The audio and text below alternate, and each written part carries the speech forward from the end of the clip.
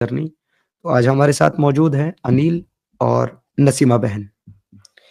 तो सबसे पहले तो आप दोनों का बहुत-बहुत स्वागत है मेरे छोटे से चैनल के ऊपर और आप दोनों को मेरी भगवती बहन को मेरा प्रेमपूर्ण प्रणाम छोटे भाई का या बड़े भाई का और अनिल भाई आपको भी मेरी तरफ से प्रणाम। जय हिंद, वंदे मातरम, जय श्री राम। कैसे हैं आप दोनों? श्री राम। जय श्री राम भाई। हम ठीक है। और बताए तो आपकी आपकी मेहरबानी से ठीक है, क्योंकि जिस तरह से आपने कल परसों जिस तरह से आपने बताया था, उसके बाद में हमें बहुत ज़्यादा बेटर फ़ील हुआ। क्योंकि हम बहुत दिन से मतलब जब से हमारे घर में ऐसे हमारी बेटी की ऐसे मर्डर हो चुकी है, तो तब से हम बहुत ज़्यादा परेशानी उठा रहे हैं 4-5 महीनों से। पहले भी परेशानी भी थी, पर पहले क्या थी कि हम लोग हमारे 2 बच्चे और हम दोनों हमारे घर में सिचुएशन कैसे भी है चला लेते थे। अभी सारा घर पूरा अभी हम दोनों के ऊपर ही ऐसे रहना मतलब हम किसी को नहीं बोल पा रहे हैं कि अभी मम्मी-पापा को तो जो मेरे सास-ससुर हैं, उनको तो हम नहीं बोल सकते हैं कि नहीं पापा जी हम नहीं देखेंगे, हम नहीं करेंगे, ऐसे हम नहीं बोल सकते हैं क्योंकि मुझे जब से यहाँ पर मैं आई हूँ, वो लोग मुझे बहुत इज़्ज़त करे, मेरा बहुत अच्छे से देखे हैं। तो मैंने सोचा कि अभी मुझे सँभालनी चाहिए क्योंकि इस तरह का हमारे घर में ऐसे हुआ है, तो मैं चाहे कुछ भी करूँ, चाहे मैं मेहनत करूँ या अनिल जी मेहनत करे, घर पूरा हमारा हमें चलानी है और कुछ भी करे और हम लोग को ही जो भी प्रॉब्लम है, हम लोग को ही फेस करनी है। तो फिर उस दिन मैं सोची कि देखो अभी अब मेरे मन में मैं रख के कितने दिन ऐसे रखूँगी। तो मेरी जो यूट्यूब फैमिली है, पहले भी उनसे मुझे सपोर्ट होती है, हो अभी भी होती है, पहले भी होती थी, अभी भी होती है। तो फिर उस टाइम पता नहीं मुझे, मैं वो अंदर नहीं रख पा रही थी कि मुझे इतना ज़्यादा मतलब घर में फाइनेंशियली की बहुत ज़्यादा प्रॉब्लम हो रही है। तो फिर मैंने उस दिन उस वीडियो में मैंने जो था, मेरे घर में जो सिचुएशन थी, मैंने अनिल जी को बोला कि मुझे बतानी है मेरी यूट्यूब फैमिली को, तो मैं बताऊँगी। तो फिर उस दिन मैंने वो वीडियो में जो मेरे घर में सिचुएशन था, वो सारी बातें मैंने बताई भाई। अगर किसी को भी मेरी बात पे यकीन होती है कि नहीं होती है, पर मेरा जो सिचुएशन था, मैंने वो बताई थी।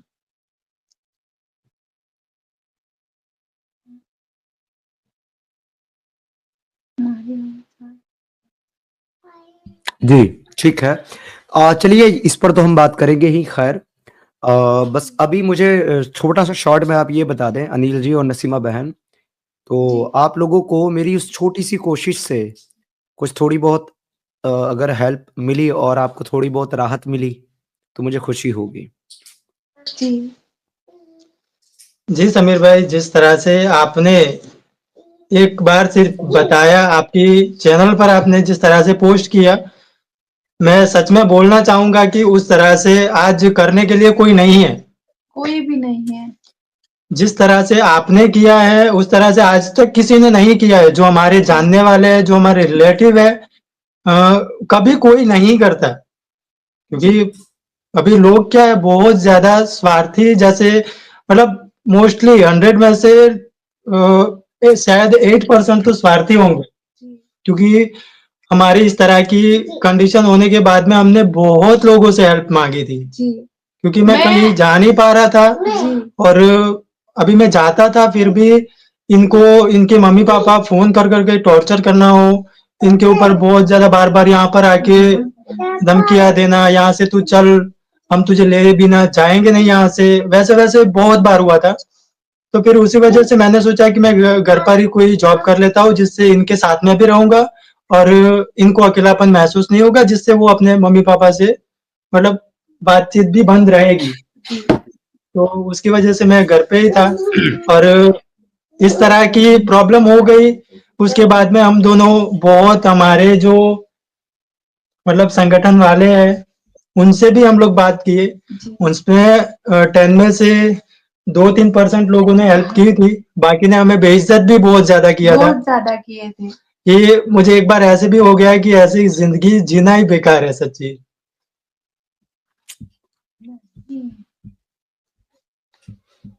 चलिए खैर कोई बात नहीं है, मैं कुछ बातें इस पे करूँगा। तो उससे पहले मैं सभी लोगों को बता देना चाहता हूँ कि ये इनका चैनल का लिंक है जहाँ पे ये व्लॉग और शॉर्ट स्ट्रीम और शॉर्ट वीडियोज़ बनाते हैं। अनिल नसीमा व्लॉग के नाम से है, इसका लिंक मैंने आप लोगों को शेयर किया और पिन भी कर दिया है कमेंट सेक्शन में। तो जब तक हमारे साथ एज़ अ गेस्ट यहाँ रहेंगे और बात करेंगे तब तक ये चैनल का लिंक पिन रहेगा। उसके बाद जब मैं इस स्ट्रीम में जुड़ने का लिंक शेयर करूँगा तो तब उसको रिप्लेस करेंगे, तब तक ये रहेगा। तो आप सब्सक्राइब बिल्कुल करिए, आपको मैं कहूँगा नहीं सब्सक्राइब करने के लिए, क्योंकि आपको खुद पता है कि आपको क्या करना है। तो इनको सपोर्ट कीजिए, सब्सक्राइब कीजिए, ये तो एक बात रही। बंधु, आपकी स्टोरी पर आने से पहले और आपकी जर्नी पर जाने से पहले मैं एक छोटी-सी एक बात कहना चाहता हूँ अनिल आपसे, और ये सभी लोगों से कहना चाहता हूँ।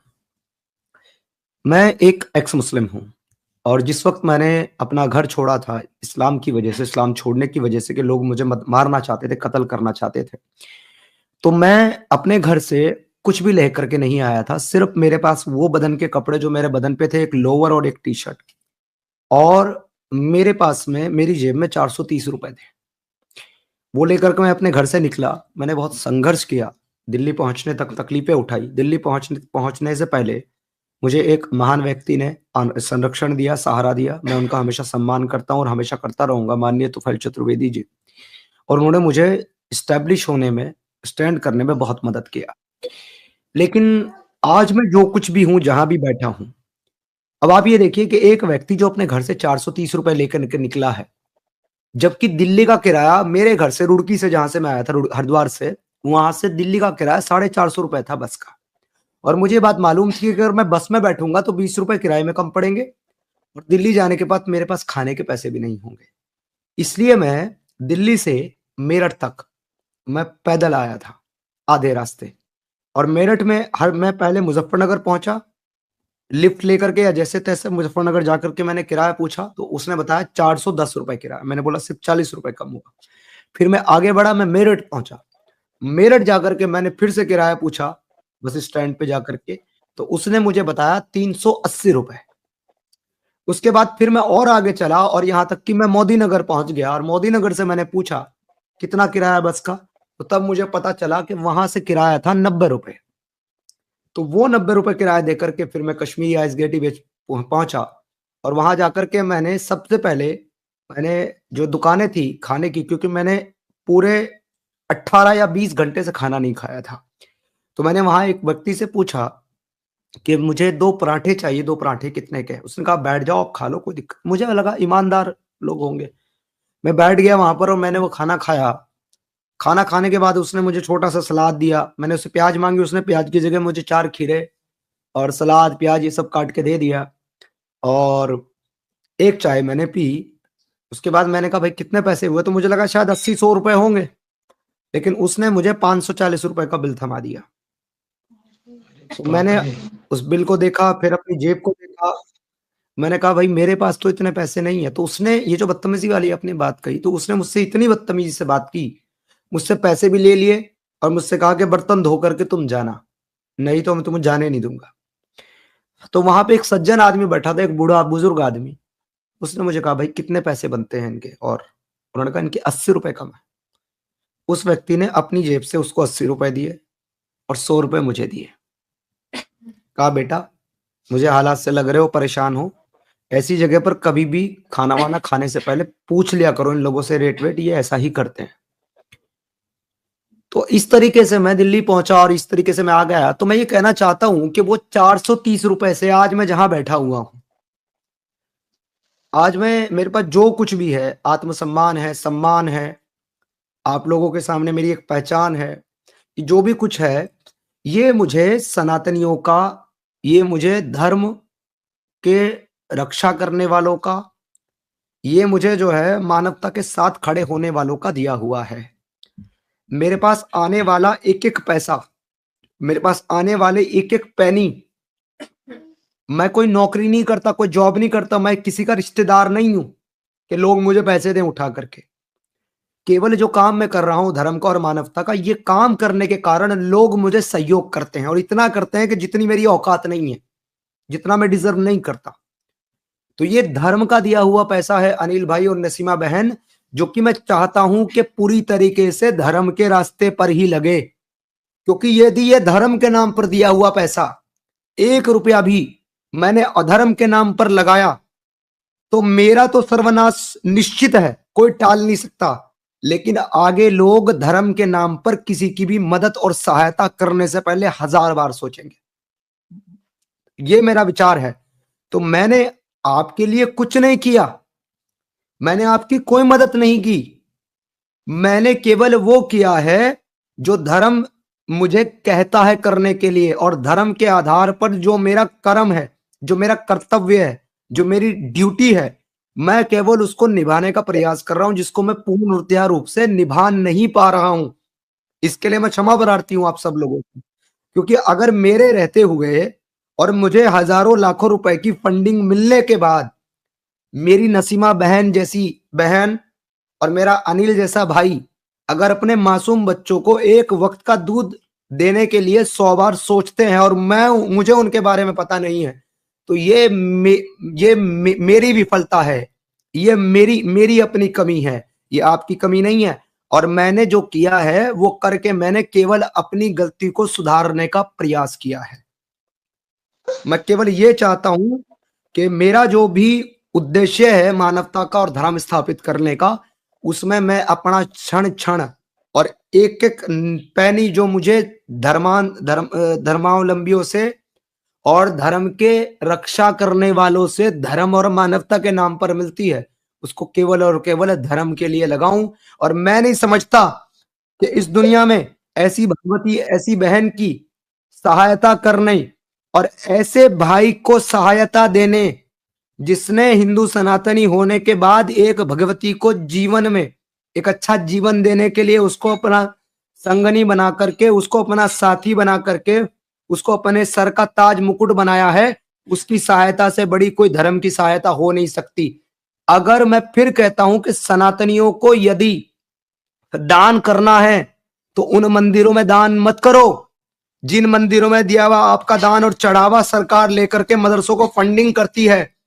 सनातनियों अगर दान करना है तो अपने ऐसे सनातनी भाई बहनों को दान करो जहां पर आवश्यकता है, जहां आपके छोटे से दान से एक छोटा मासूम बच्चा एक वक्त का दूध पिएगा, एक बहन 2 वक्त की रोटी खाएगी, एक भाई थोड़ा सा आराम महसूस करेगा।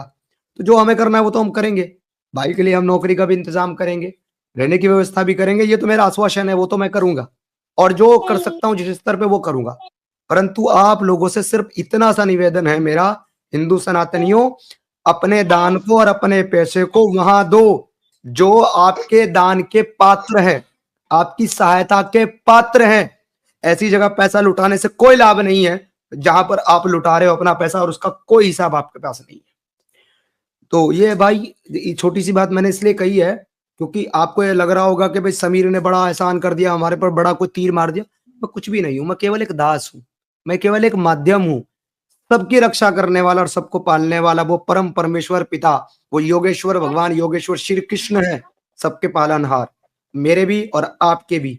मेरा काम केवल जो है सिर्फ आप उनके भक्तों की सेवा करना और धर्म के लिए जो भी सहयोग आता है वो सहयोग धर्म के लिए उन लोगों तक पहुंचाना है जो वाकई उसको डिजर्व करते हैं। अब सीधा भाई आते हैं आपकी स्टोरी के ऊपर। मैं सच में ये जानना चाहता हूं कि अनिल भाई गुजराती और हमारी बहन नसीमा किस तरीके से एक दूसरे के साथ जुड़े, और क्योंकि इस्लाम में एक लड़की के लिए ये डिसीजन लेना एक बहुत बड़ी बात होती है कि वो अपने मजहब से बाहर निकल करके एक दूसरे व्यक्ति के साथ परिणय सूत्र में बंधे, शादी के बंधन में बंधे और फिर उसके साथ जीवन गुजारे। तो मैं आप दोनों का एक्सपीरियंस और आप दोनों की जर्नी इसके ऊपर जानना चाहता हूं और हमारे सभी दर्शक जानना चाहते हैं। आप प्लीज बताएं अपना स्टार्ट से कैसे आप लोग एक दूसरे के संपर्क में आए और आप यहाँ तक कैसे पहुंचे और अब आपको क्या समस्याएं, क्या परेशानियां उसकी वजह से उठानी पड़ी, वो सब चीजें आप बताएं। मैं म्यूट करता हूं, माइक आपका है।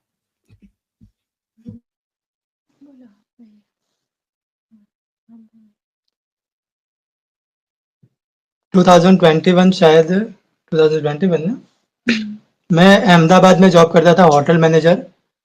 होटल का नाम है होटल कृष्णा करके, उस होटल में जॉब करता था। अच्छे आपको से ही था। शहर आपको शहर, लोकेशन, खास लोगों के नाम ये सब अवॉइड करने हैं। आपको सिर्फ जी, बेसिक बेसिक बताना है। गुजरात भी बताओगे दैट्स इट। होटल का नाम नहीं बताना। जॉब बताते हैं जी, दैट्स ओके। कहाँ कर, ये सब चीजें अवॉइड करनी है। और आप फिलहाल कहाँ हो ये भी आपको डिस्क्लोज नहीं करना है, प्लीज। जी, जी। तो मैं अहमदाबाद में जॉब करता था जब 2021 में। तब मैं अकेला ही रहता था। मेरा परिवार यहाँ पर अहमदाबाद से बहुत ज़्यादा दूर है मेरा गाँव, वहाँ पर मेरा परिवार रहता है। वहाँ से मैं उधर जॉब करता था, तो मैं मतलब वहीं पे रहता था। तो अकेला रहता था। जब फ्री होता था तो लाइव स्ट्रीम जो रहती है, कोई सॉन्ग वैसे सुनता था। तो वो दिन वैसा था कि जिस दिन इनका पता नहीं क्या ये था कि उस दिन इनका भी मेरे ऊपर रॉन्ग नंबर के थ्रू कॉल आया।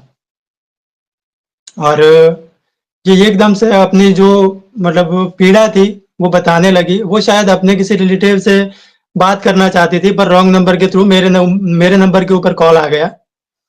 और कॉल आने के बाद सीधा उन्होंने देखा नहीं कि कौन बात कर रहा है, बस अपनी जो व्यथा थी वो पूरी मेरे साथ शेयर करने लगी कि इस तरह से हो रहा है, इतनी प्रॉब्लम्स है मेरे पास, मतलब मेरा कोई सुन नहीं रहा है, आपने मुझे क्यों यहाँ पर इस तरह से रखा है, ऐसे करके बोली। तो मैंने भी एकदम से मुझे भी दर्द होने लगा कि इतनी पीड़ित कौन है।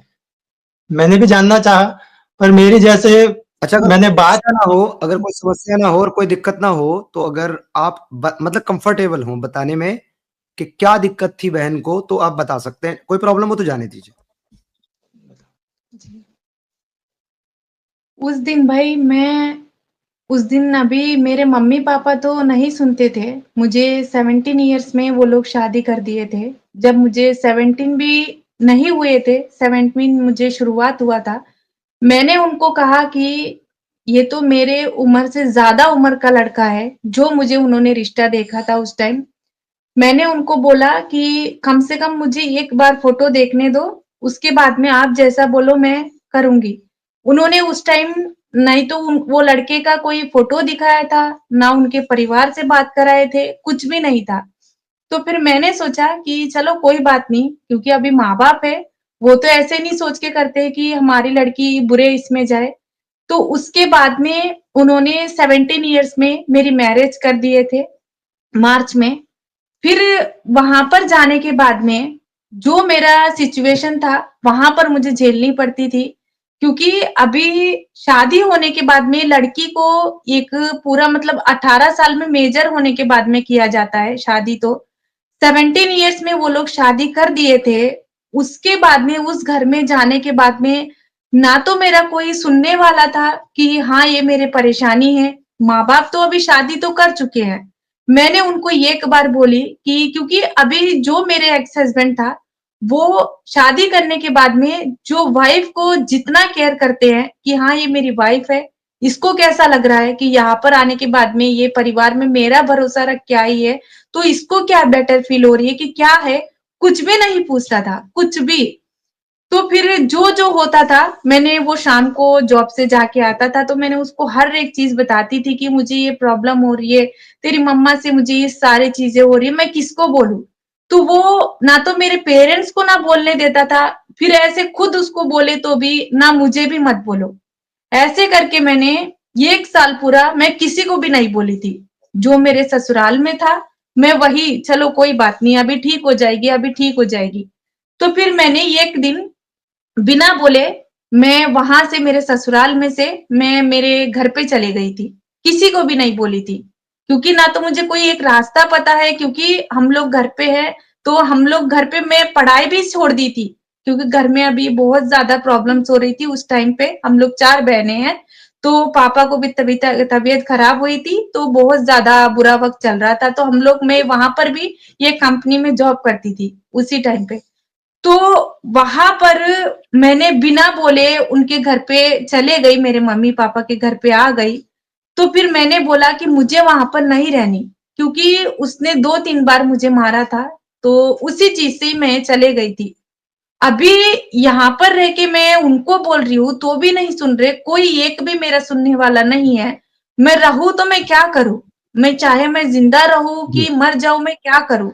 तो फिर मैं बिना बोले मैं मेरे घर पे चले गई थी, तो फिर मैंने उनको बोला कि पापा मुझे नहीं रहना है वहाँ पर। देखो अभी मुझे बच्चे नहीं हैं, अभी वो अभी से इतना ज़्यादा टॉर्चर है, तो फिर बाद में कैसा होएगा? तो फिर मैंने बोला जी। कि मुझे वहाँ पर मैं नहीं जाऊँगी, मैं यहाँ पर ही रहूँगी। आप उनको बात करते हो या कुछ भी करो। तो फिर मेरे पापा ने बोला कि हम तुझे शादी करे हैं, उसके बाद में तुझे चाहे तू ज़िंदा रहे, मर जाए, हमें कोई लेना-देना नहीं। तुझे वहीं पर रहना पड़ेगा। ये आपके पिताजी ने बोला। जी, हाँ, क्योंकि अभी अच्छा जो बहन, तेरे आपको बाप आपको पता तो होगा ही, ऑब्वियसली आपको पता ही होगा, आप इतने टाइम से हैं, तो आपको पता जी, है कि किसी भी मर्द को अपनी पत्नी को, अपनी बीवी को मारने का जो हक है, वो कुरान और जी। इस्लाम देता है। नहीं भई, वो तो अपने वो खुद से ही करते हैं, क्योंकि अभी वो तो कुरान में तो ऐसे अच्छी चीज़ें भी है या खराब मतलब खराब भी है तो नहीं, अच्छी चीज़ें भी, पर इंसान का जो बिहेवियर है, वो अपने मन से ये करता है कि हाँ, मुझे किस तरह से रखना है, क्योंकि नहीं मैं बहन, वो बात आपकी ठीक है, वो बात आपकी जी, ठीक है, मैं आपकी बात से मान रहा हूँ कि इंसान खुद करता है, लेकिन मैं इसलिए बता रहा हूँ ये चीज़ कि जी, मुसलमान जो है, वो एक शादी करने के बाद दूसरी शादी करने के लिए इसलिए विचार करता है, क्योंकि उसको जी, पता है कि इस्लाम ने उसको 4 शादी करने की इजाज़त दी हुई है। अगर इस्लाम उसको 4 शादी करने की इजाज़त ना देता, तो वो कभी भी एक पत्नी के बाद दूसरी पत्नी का विचार करता ही नहीं, जैसे कि हिंदू सनातनी नहीं कर सकता, क्योंकि उसके जी, कल्चर में नहीं है, उसके सनातन में नहीं है। और जब कल्चर में और सनातन में नहीं है, तो मुल्क के कानून में, देश के कानून में भी उसको एक से ज्यादा शादी करने की इजाज़त एक सनातनी को नहीं है। लेकिन क्योंकि इस्लाम अलाउ करता है, इसलिए देश के कॉन्स्टिट्यूशन में भी मुस्लिम पर्सनल लॉ के नाम पे एक व्यक्ति को, मुसलमान को 4 शादी करने की इजाजत है। तो वो इसीलिए करता है क्योंकि उसका इस्लाम उसको अलाउ करता है। ठीक उसी तरीके से बहन, सूरह जी, अन-निसा की आयत नंबर 34 में, वो पत्नियां जिन पर पति को सिर्फ शक हो, डाउट हो, उसको कोई पक्का बताना हो कि मेरी पत्नी गलत काम कर रही है, सिर्फ शक होने पर, सिर्फ डाउट होने पर अपनी पत्नी को मारे, ऐसा कुरान की सूरह निसा के आयत नंबर 34 में लिखा हुआ है। तो जब एक मुसलमान को पता है कि उसका खुदा उसको अपनी पत्नी को पीटने की इजाजत देता है, तो अगर वो पीट दे, तो इसमें कमी किसकी मानते हो आप? इस्लाम की या उस इंसान की जो पीट दे रहा है? मैं इस तो इस्लाम की मानता हूं, क्योंकि अगर जी, इस्लाम इस्लाम इजाजत ना देता, तो आदमी एक से जी, ज्यादा शादी ना करता। उसी तरीके से जी, अगर इस्लाम इजाजत ना देता, अगर यही कुरान ये लिखता अपने मानने वालों के लिए कि तुम अपनी पत्नियों के साथ अच्छा सलूक करो और उनको मारो पीटो मत, तो आप ईमानदारी से बताओ नसीमा बहन, क्या कोई भी जी, मुसलमान की हिम्मत होती है अपनी पत्नी को मारने की? नहीं, नहीं, नहीं होती। पता है क्यों नहीं नहीं, होती? क्योंकि उसको ये लगता कि अगर मैं पत्नी को मारूंगा, क्योंकि अल्लाह ने मना किया है, तो अल्लाह मुझे सजा देगा, जहन्नम में डाल देगा, तो वो नहीं मारता। लेकिन उसने कहा कि तुम मारो, इस वजह से वो मारता है। जी बहन। तो फिर मैंने उस टाइम पे पापा जी को मैंने बोला कि मुझे यहाँ पर मैं नहीं जाऊँगी वहाँ पर, वो इस तरह से ऐसे हालत मतलब जो भी मुझे मारना-पीटना मुझे अच्छा नहीं लग रहा है, क्योंकि एक तो आपने 17 साल में मुझे शादी कर दी, तो फिर उन्होंने उस चीज़ को लेके बोला कि जो तेरे आगे जो 3 बहनें हैं, उनको भी हमने शादी किया, उनकी भी ऐसे मार-पीट होती है, उसमें तो तेरा कुछ भी नहीं है।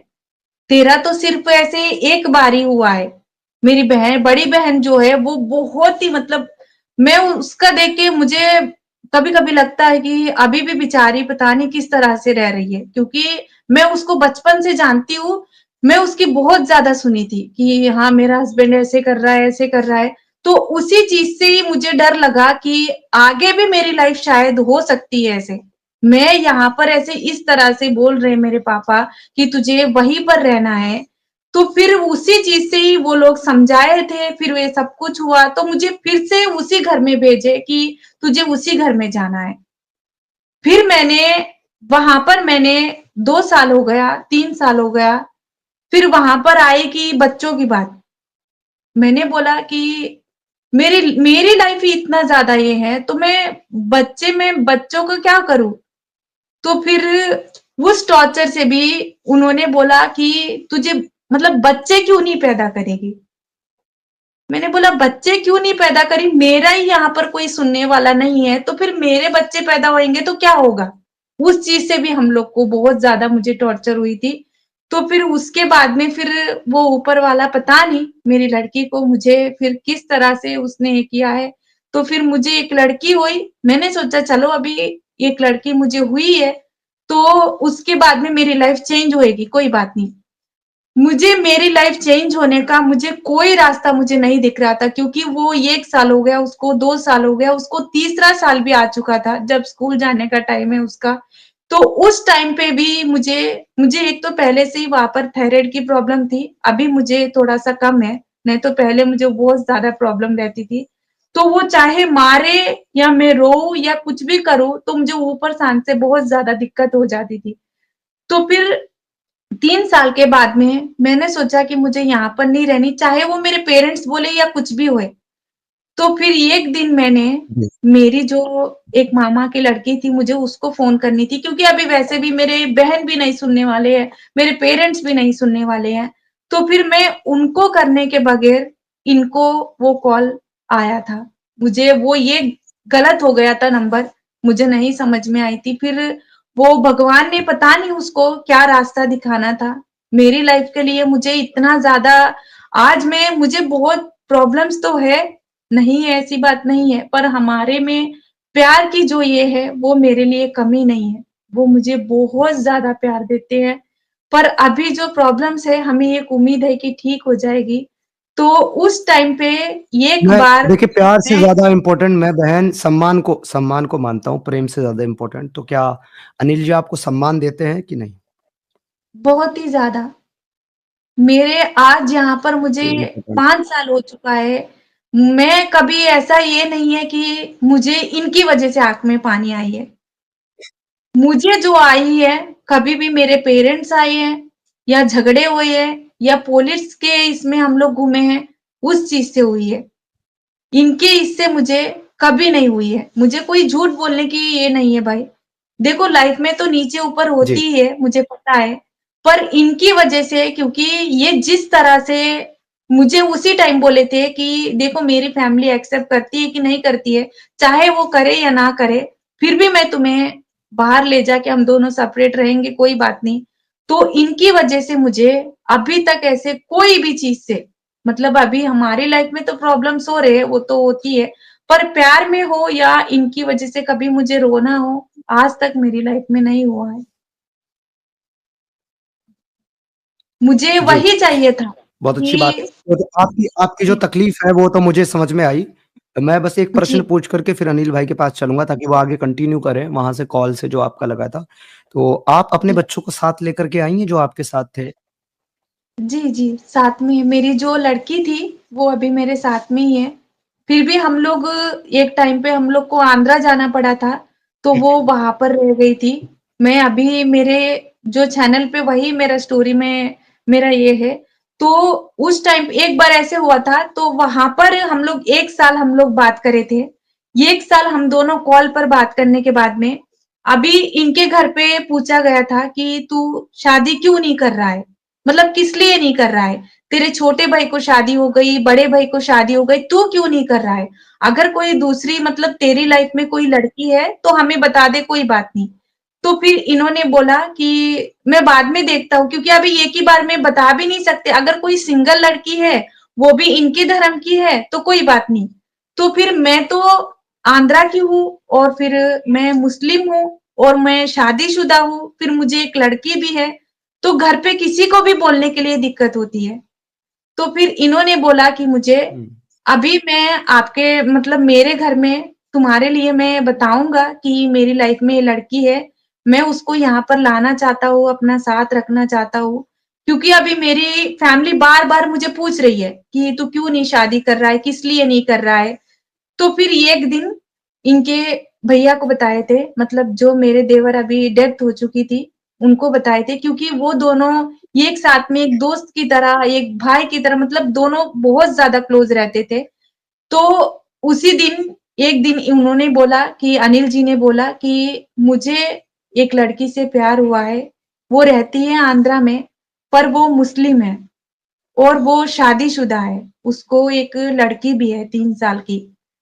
तो उसको वहाँ पर बहुत ज़्यादा परेशानियाँ हो रही है उसके लाइफ़ में। वो किसी को बता नहीं पा रही है। मैं उससे 1 साल से मैं बात कर रहा हूँ। मैं किसी को नहीं बोला हूँ यहाँ पर घर पे, पर मैं तुझे बता रहा हूँ क्योंकि तू मेरा भाई है, तू समझता है। तो फिर उन्होंने मेरा जो ये है, उन्होंने सारा उनके भाई को शेयर किया था कि हाँ, जो-जो मतलब यहाँ पर वो आना चाहती है, उसको मैं यहाँ पर शादी करूँगा। अगर उसकी डिवोर्स भी होनी चाहिए, तो पहले तो वो मेरे साथ में रहना चाहती है।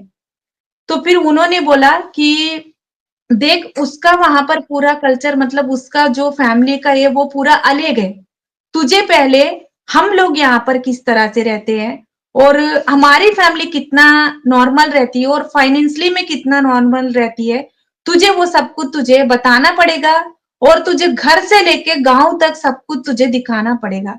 उसको ये ना हो कि मैं आने के बाद में कि अरे मैं कहाँ पर आ गई हूँ, उसको मतलब मैं क्यों लाया हूँ, ऐसे क्यों उसको दुःख नहीं होनी चाहिए। क्योंकि पहले से ही वो वहाँ पर इतना दुखी है, उसको तू इतने दूर लाएगा तो उसकी लाइफ में और ज़्यादा वो दुःख नहीं होनी चाहिए।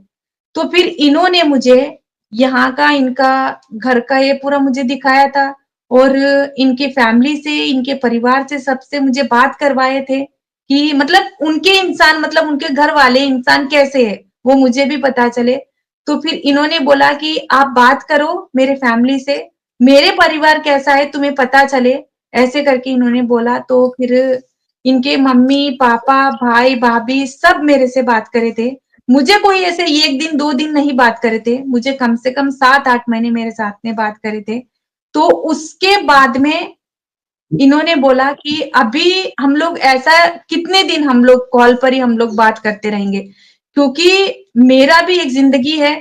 अभी ऐसा ना हो कि बाद में हमारे बीच में बातचीत हुई और तुम्हारी लाइफ़, मेरी लाइफ़ मुझे वैसे नहीं चाहिए लड़की, इसीलिए मैं अभी तक शादी नहीं किया हूँ। तो फिर इन्होंने बोला कि अगर तुम्हें कोई दिक्कत नहीं है, तुम यहाँ पर आना चाहती हो, तुम्हारी मर्ज़ी से, अगर देखो बाद में जो भी परेशानियाँ आती है उसको हम झेल लेंगे, कोई बात नहीं। पर तुम यहाँ पर मेरे साथ में गुजरात में रहना चाहती हो, तुम्हें कोई दिक्कत नहीं, तो यहाँ पर मेरे साथ में आने के लिए तैयार हो कि नहीं? तो फिर मैंने 2 दिन सोची क्योंकि 2 दिन सोची, 3 दिन सोची कि मैं क्या करूँ? मैं मतलब कैसे निकल पाऊँ यहाँ से? क्योंकि आंध्रा तो हमारा बहुत ज़्यादा दूर है। गुजरात तो आंध्रा को बहुत ही ज़्यादा दूर है। तो फिर मैं अकेली हूँ तो कोई बात नहीं था। मेरे साथ में एक लड़की है मेरी, वो भी 3 साल की है। मैं उसको लेके कैसे आऊँगी? मतलब वहाँ से मैं कैसे निकल पाऊँ? क्योंकि मुझे 1 दिन भी यहाँ से बाहर नहीं निकलने देते हैं, तो उस चीज़ से मतलब मैं कैसे निकल पाऊँगी? तो फिर मैंने इनको बोला कि देखो चाहे कुछ भी हो, कोई बात नहीं मैं आऊँगी क्योंकि मेरी लाइफ़ अगर मैं यहाँ पर रहती हूँ क्योंकि मैंने 2 बार मैंने सुसाइड भी मैं करने के लिए देखी थी, क्यों मेरी लाइफ़ की वज़ह से क्योंकि मेरा सुनने वाला कोई नहीं था पहले तो। तो फिर मैंने सोचा कि मैं यहाँ से निकलूँ, मैं चाहे कुछ भी हो जाए, मैं इनके साथ में मैं जाने के बाद में वो चाहे मैं ज़िंदा रहूँ, मैं मर जाऊँ, कोई बात नहीं मुझे, पर मुझे यहाँ से निकलना है। क्योंकि मेरा कोई सुनने वाला नहीं है तो मुझे नहीं रहना है यहाँ पर। तो फिर मैंने इनको बोला कि देखो मैं अकेली नहीं आ सकती हूँ उतने दूर क्योंकि मैं कभी गाँव नहीं देखी हूँ। मैं गई हूँ कहीं घूमने के लिए 2-3 जगह गई, यहाँ पर ही आंध्रा में। फिर मैं दूसरे स्टेट में तो मैं कहीं नहीं गई हूँ। तो फिर उसके बाद में इनको बोलने के बाद में विजयवाड़ा ये आए थे, वहाँ पर आंध्रा। तो वहाँ पर हम लोग दोनों मिले थे। वहाँ से हम लोग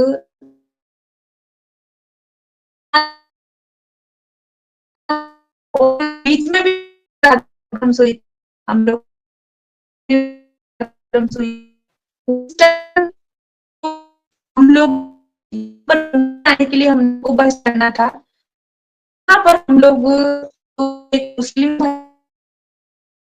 हम लोग गए थे वहाँ पर फिर वहाँ पर जाने के बाद बस टिकट मांगी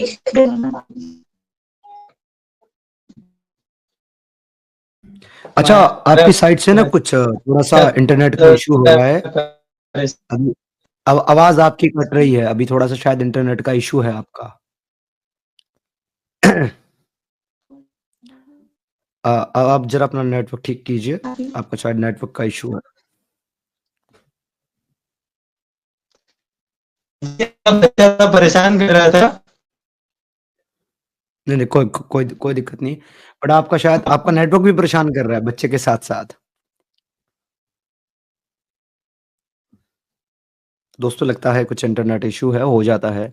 हमारा तो आज स्टार्ट में इंटरनेट का प्रॉब्लम हो गया और वाईफ़ाई भी काम करना बंद कर दिया और दोनों सिम जियो, एयरटेल दोनों काम करने बंद कर दिए। So it was you know coincidence कि एक साथ सारे के सारे नेटवर्क खराब हो गए। फिर उसके बाद हम लोगों ने जो है जैसे-तैसे अरेंज किया एक दूसरा वाईफ़ाई और उस दूसरे वाईफ़ाई से अपनी स्ट्रीम जो है वो कनेक्ट की। तो ये हो जाता है दोस्तों, प्रॉब्लम हो जाता है नेटवर्क का। सॉरी, अभी हमारी आवाज़ आ रही है? जी, अभी ठीक आ रही है, आपका बीच में इंटरनेट डिस्कनेक्ट हो गया था। बच्चे के जी। साथ-साथ इंटरनेट भी परेशान करने लगा था आपको। ठीक है, तो ये तो बात समझ में आ गई कि आप लोग कैसे मिले और कैसे आप लोग साथ आए। अब मैं अनिल जी आपसे जानना चाहता हूँ कि इनसे शादी करने के बाद घरवालों का रिएक्शन क्या था? और आपको क्या परेशानियाँ क या क्या स्ट्रगल आपको करना पड़ा जिसकी वजह से आपको दिक्कतें हुई?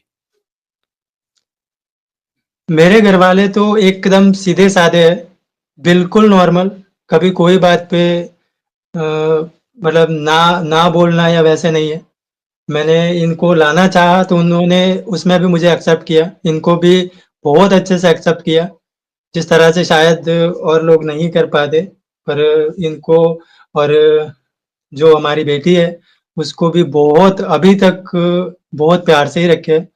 और प्रॉब्लम तब होती है जब 1 महीने के बाद में मैं इनको लेके यहाँ पर आ गया था गुजरात में।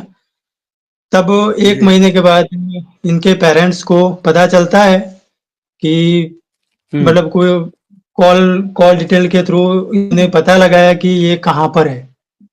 तो जब जी। उन्होंने पता लगा कि वो लोग आते हैं हमारे घर, वहाँ की आंध्रा हुँ, की पुलिस और यहाँ की पुलिस को लेकर हमारे घर पे आते हैं कि तू किस तरह से लेके इसको आ गया है। तू मतलब गैर कायदेसर रीत से इसको लेके आया है, तो तुझे अभी आंध्रा जाना पड़ेगा और वहाँ पर जाके हुँ, तेरे ऊपर ये लोग केस करेंगे, ये वो सब कुछ डरा रहे थे मुझे। लेकिन ये मेरे साथ में थी, हुँ। उसकी वजह से मुझे कुछ नहीं किया, लेकिन बहुत ज़्यादा प्रॉब्लम्स क्रिएट किए किए थे। बहुत ही ज़्यादा। हमें उस दिन सुबह से लेके शाम तक ना खाना था, ना पीना कुछ भी, जिस दिन वो यहाँ पर आए थे। तो पुलिस स्टेशन गए, पुलिस स्टेशन जाके बहुत ज़्यादा टॉर्चर हुआ। तब मैं होटल में जॉब करता था, तो अभी बहुत दिन ना जाने की वजह से वहाँ की जॉब भी मुझे छूट गई। अभी वहाँ का हुँ, होटल का ओनर था, वो बताया कि अभी देखो तुम इस तरह से थोड़े-थोड़े दिन को तुम्हें जाना ही पड़ता है, तो इस तरह से हमारा मैनेजमेंट नहीं चलता। तो इसीलिए या तो तुम रिज़ाइन कर दो या तो कुछ भी करो, मगर ऐसे नहीं चलेगा। तो फिर मैंने सोचा कि अभी इसमें तो कुछ कर नहीं सकता, क्योंकि उनका कोई ये नहीं है कि वो किस किस दिन आते हैं यहाँ पर। वो बोलते महीने नहीं में थे कभी कभी। 2 बार भी आ जाते थे, कभी 6 महीनों में 1 बार आते थे, वैसे करते थे। तो उसकी वजह से मेरी वो जॉब छूट गई। तब मेरे पापा यहाँ पर वाटर सप्लाइंग का जॉब करते हैं, जो मोटर चालू करना रहता है, ये वो मतलब नज़दीक है। तो उन्होंने मुझे बताया कि अभी देख तू यहाँ से जाता है, तो इनको यहाँ पर थोड़ा सेट होने में थोड़ा टाइम लगता है और ये अकेली हो जाती है। हमें तो इनकी लैंग्वेज बोलनी नहीं आती, तो ये अकेली हो जाती है, तो इनके मम्मी-पापा भी इनसे क्लोज़ होना चाहते थे। कॉल करके इनके साथ जी। बात करना हो, जहाँ से वो लोग गए, तब हमारे घर के सभी मेंबर्स के नंबर लेके गए थे, कि अगर ये कॉल ना उठाए तो मेरे पर कॉल करे, मैं ना उठाऊँ तो मेरे पापा पर करे, सभी के नंबर्स लेके गए थे। तो कभी मैं ना उठाता तो मेरे पापा को बहुत ज़्यादा धमकी देके इनसे बात करवानी पड़ती थी। तो वो इनसे बहुत ज़्यादा अच्छा, मैं प्यार वहाँ से बात पर करते एक थे। चीज़ एक चीज मैं यहाँ पर अनिल भाई अपनी नसीमा जी। बहन के जहन में डालना चाहता हूँ, और आई होगी क्योंकि आप लोगों ने तो फेस किया है। ये देखिए नसीमा बहन के जब आपकी एक जगह जी। पर जहाँ शादी की गई, जब वो आपको टॉर्चर करता था जी, और जी। आप परेशान रही, आपने बताया कई साल तक आप वो झेलती रही और आप शिकायत करती रही, तो तब आपके घर वालों ने कह दिया कि आप जियो या मरो वहीं रहो, हमें कोई मतलब नहीं है। तब उनको फिक्र नहीं जी, थी। लेकिन जी। जैसे ही आपने उस घर को छोड़ करके एक अच्छे इंसान का हाथ थामा, तो देखिए वही घर वाले अब जी, आपके खैरख्वाह बन करके आ गए और जी। कहने लगे कि परेशान करने लगे, क्योंकि किसी भी हाँ। कीमत पर वो आपको ले जाना चाहते थे। जी, तो जी। जब एक लड़की खुश है, इससे दो चीजें समझ में आती है। या तो आपके घर वाले आपको खुश नहीं देखना चाहते, परेशान देखना चाहते हैं, या जी। तो फिर आपके घर वालों की मानसिकता यह है कि कहीं भी रहे, किसी के साथ भी रहे, पर एक गैर मुस्लिम के साथ हमारी बेटी नहीं रहनी चाहिए। जी। तो ये दर्शाता है जो इस्लामियों की जो मानसिकता है, मुसलमानों की जो सोच है गैर मुस्लिमों को लेकर के, ये चाहे जितना सेक्युलरिज्म का लबादा ओढ़ ले, ये चाहे जितना भाईचारे का नाटक कर ले, पर इनकी मानसिकता यही है। ये अपनी मानसिकता बदल नहीं सकता है। जी अनिल, अनिल जी आप अपनी बात कंप्लीट करें और फिर हम आगे बढ़ते हैं। अच्छा मैं एक चीज कह देना